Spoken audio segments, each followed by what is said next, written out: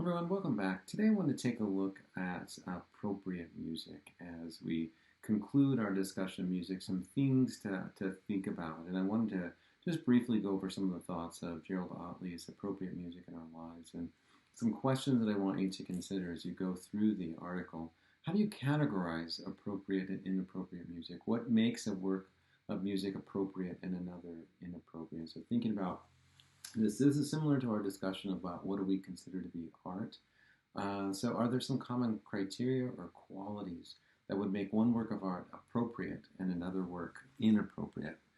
David Barry said, when it comes to matters of musical taste, everyone is entitled to his own opinion, and yours is wrong. What does he mean by this? Do you think that appropriate or inappropriate music or art, literature, film, we kind of expand that to other forms of human expression. Do you think that's a matter of taste or opinion, or are there common standards by which we can judge them, right? So can we just, necessarily say, well, that might be inappropriate to you, but it's appropriate to me? Or is there something that we can, some kind of common criteria that we can point to? Gerald Otley asserts that it's nearly impossible to avoid all the effects of music. What does he suggest that we should do as a result of his pervading influence? And so another thing to think about. What standard does Brother Otley provide for us to know whether music is appropriate or inappropriate? And so just some thoughts to think about as we go through. And so just wanted to play some three quick examples for you to think about whether they're appropriate or inappropriate, or what common criteria do we have, right? So this is the first one to think about whether it's appropriate or inappropriate. As we think about that particular song, is that particular song necessarily appropriate or inappropriate? Right? And as we think about these ideas, certainly our standards have changed over, from the 1960s, or, Elvis was considered too radical. Today, we don't necessarily see it that way, right? There's other people that we would consider to be inappropriate. So our standards are clearly changing and evolving. And my question to you is that just part of the human experience? Should our standards change and evolve with society? Or is there some type of overarching criteria, right? So if something was inappropriate before, should it be inappropriate now, right? So how does that necessarily factor into the equation? Here's another one to think about, whether it's appropriate or inappropriate.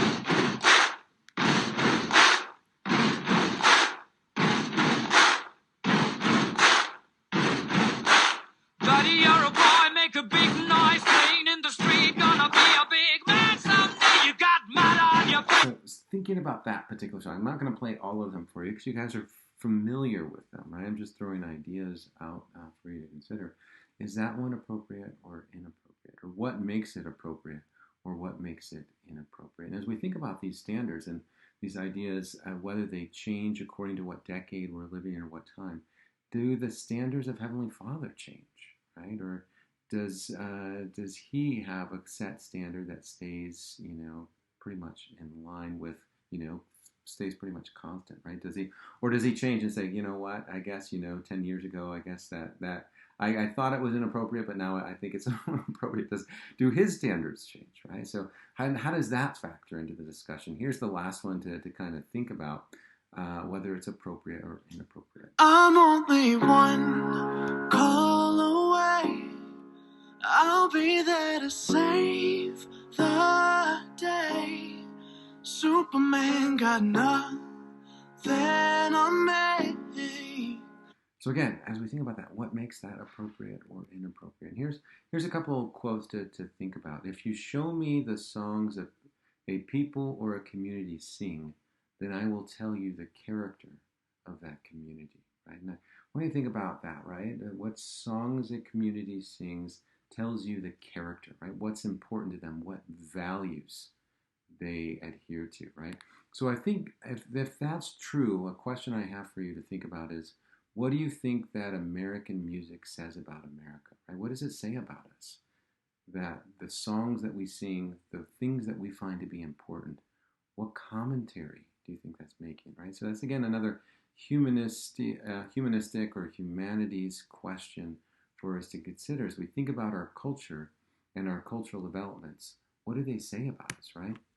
Here's the parting thought for you to think about that applies to Gerald Outley's ideas. He says, music becomes appropriate to our lives when we discriminate between what the music is doing for us as opposed to what it is doing to us. And so as we think about our music and the music in our lives, the music that's on our cell phones and that we surround ourselves in, as we think about what it's doing to us, we can start to think maybe a little bit more about whether it's appropriate or inappropriate. Again, so these are just some thoughts to consider as we close our discussion on music.